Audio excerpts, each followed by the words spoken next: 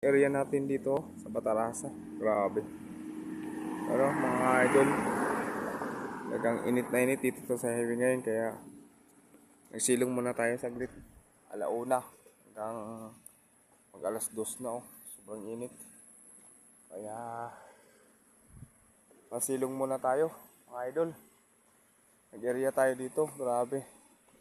Talagang isaga ng init. Yan mga idol. Oh, may ilog-ilog dito. Yan, may sapa-sapa. Ano? Agit-agas ng tubig, oh. Oh. Ganda yan dito mga idol. Ay makulimlim. Kanya muna saglit. Sobrang init talaga ng ating siniryahan, no? Kita nyo naman yung init mga idol, oh.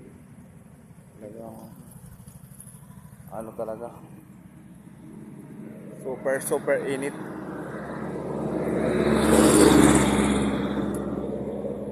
Okay mga idol, yan lang muna.